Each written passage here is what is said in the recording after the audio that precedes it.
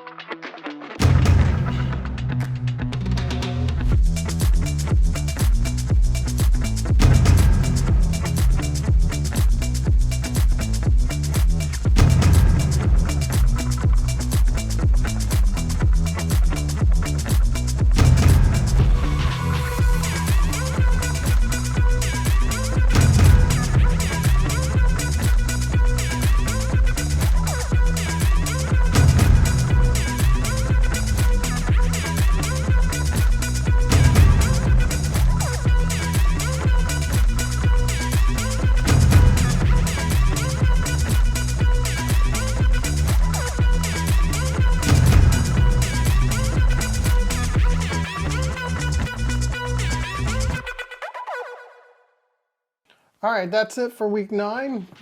Week 9 ended on day 63, so I've got some like super good news.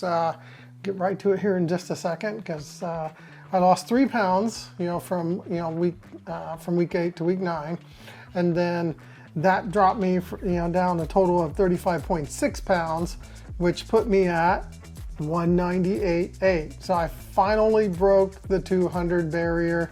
This is like the first, I think, giant milestone, right? Because I would say I'm getting, I'm about halfway to where I want to be. I'm kind of thinking 165, 160, somewhere right there. So this gets me there, and I can't tell you, I'm just really excited about it.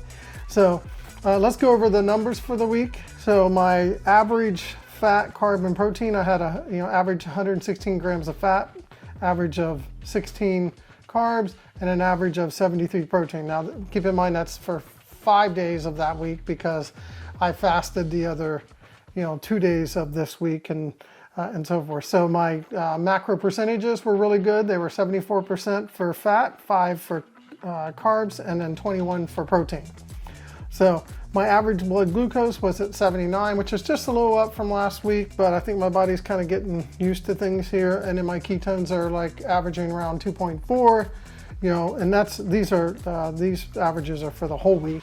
The Dr. Boz ratio is 34 for the whole week, and then 1.9 on the GKI for the entire week. So I also, during the week 9, I had 2 days of my third 72-hour fast. I finished the actual 72-hour fast on the first day of week 10. So that really helped out. So doing these fasts are really kind of like pushing me over. Obviously I'm getting really good results. I'm getting 2 to 3 pounds a week now, which is doing really well. My food for the week, I had some pretty good food for the week. I had leftovers for day 57.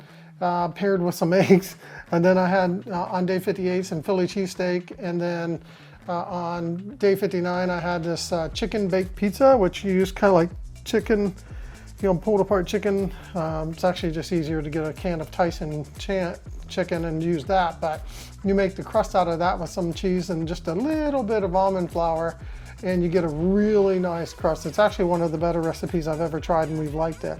So, and then the next 2 days, I literally ate exactly the same thing, which is salmon patties. I absolutely love salmon patties.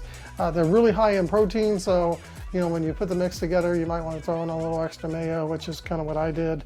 And then you'll pair it with some additional things that kind of get your fat over there. So as I mentioned, I did some fasting and so forth during that week, but I hit my goal. All right, and now for my goals. All right, let's talk about my week 9 goals. Like I said before, I've got this now 7-day format. So if you look at the goals here, you'll see that I've got an average of 7.5 hours of sleep per night. That's doing fantastic. I still haven't moved myself up to beast mode because until I'm like, I need to be just a little bit higher on that. I feel a little bit better about it, but I'm doing really good on that. So as far as eating keto, I'm continuing on with the fasting. As you guys know, I've mentioned I'm doing all these 72-hour fasts, but on the spreadsheet, because it splits weeks, it's kind of hard to kind of see that 72 on here. So my average is, it's roughly about 23.5, 24 hours, but because I have that 48 on there from the 2 days that are part of the 72, it looks a little skewed. So, I start my fast on 62, 63, and then I finish it on 64, which falls on next week, but you get what I'm saying. So I'm in beast mode on that. As far as style goes, I'm always shooting for as much clean as I possibly can, with just occasionally some elements of dirty, but my entire focus is try to get as much clean keto as I possibly can. My average carbs are 15.9, so that's really, really good. One of the best ways to do really well with keto is to keep your carbs as low as you possibly can and then get that fat up there, and that's what my goals are. So you'll see I have some really good macro percentages across the week. Ended up with a nice average of 74, 5, and 21, which I kind of mentioned a little bit ago. So, and then I watched 2 videos this week. One I'm going to share with you guys, and then I'm pretty much in beast mode so far on everything I've done, including the tracking category, which I'm mentioning now. You'll see that I continue to do tracking in here, and then I have my spreadsheet, but I also use Chronometer, and that's where I put every little thing I eat goes into that app, and then I keep track of everything. So the other things as you know I track are my meditations. So I do like 2 5-minute meditations a day, just where I just kind of shut down, relax. Still doing really good on that, so I'm hitting about 70 minutes a week. And then exercise, still no exercise yet, but not really on my agenda, because remember, weight is lost in the kitchen, not in the gym. And my focus right now is just to keep doing what I'm doing, and then I'll know when I'm ready to start that exercise. All right, let's talk about the video recommendation. All right, let's talk about the video recommendation for week 9 here. It's another Dr. Boz video. It's a very short one, 5 minutes, 25 seconds long. I kind of was looking for one that was almost like a back to the basics type of video, just kind of, refresh ourselves and make sure that, we're still trying to follow those things, but also on a topic that, apparently Dr. Boz gets asked a lot. The title of this video is "Protein is Not as Important as You Think."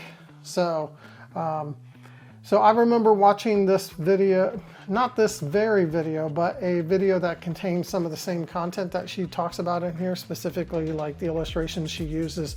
She uses this, campfire, illustration to kind of explain to us the different, 3 different fuels. And, I think by now, if you're doing keto, you already know there's 3 types of fuels for your body. You're talking about carbs, you're talking about protein, and you're talking about fat. And that's where in here she talks about like, the carbs are like, matches or fast kindling. They burn up real quick. And that, for carbs, you might get 2 hours of energy out of it, but then you got to, do it again and then do it again and do it again. And we all know that if you do that, your insulin is going to keep spiking up, which is going to cause other issues and so forth. And then, there's protein, where she equates that to the like sticks of wood, where you get, some more energy out of it, but you have to use resources to actually break down the amino acids and the proteins and so forth. And she says you get, 4 hours or so of energy out of that protein, but it's not as, obviously as good as if you were to use fat, because, fat processes easier. Our bodies are used to eating it, and, she calls those the logs, where you can get like an 8-hour, benefit out of, eating fat. And I think this is always one of those real nice, easy videos to watch, because she does just such a good job with just these, very basic examples of it. And then she says that if you really want to get into fat burning mode, or and so forth, you really, it's not the protein that's going to do it, right? And it's it's going to be the fat, but you also have to lower those carbs down to that 20 range. So I think I want to say something, because I think we've always been conditioned, and we've all heard this online before, but or just in general in life, that you need to eat more protein. You're supposed to eat low fat, and no one really goes into a huge discussion on carbs unless they're just saying don't eat candy or sugar. But I think the next go-to that always gets preached is protein, and that's what she's trying to say here, that it's not the protein that's going to get you to lose. It's the it's the fat, and then the reduction of the carbs. I focus heavily every week on keeping my carbs 20 or below. I focus heavily on trying to get my macro percentages as close as I possibly can to the macros, and it's worked really well for me. Obviously, if I'm hitting week 9 and I'm under my goal and I've lost 36 pounds in that time period, I'm doing everything I possibly can. And then, she said that in order, if you stall, that's one of the things she mentions. If you stall, you need to fast, at least a minimum of a 36-hour minimum fast, an actual real fast, like salt. She said do salt, water, and black coffee. Just do that one so you can get over the hump. And she didn't say do it every week. She just said do it so you can break that stall, and so forth. The video ends with her kind of mentioning what the next thing you should do to keep continue fat burning, and that's where she starts talking about her lacto-base ratio, and then tracking your glucose and your ketones and seeing what those numbers are coming in. And that's why you see me always put on here what those things are. But that is in the next video that she cues up at the end of this one. That's the video recommendation for the week. I hope you'll go out and check it out. Like I said, very short, concise. She does a great job of explaining it. All right, that's it for day 63, technically week 9. Thanks for watching today's video. Please like and subscribe so you can keto with me. As always, if you got any comments or questions, please leave them down below. Just remember, none of us are perfect. Be a coach, not a critic, and take care.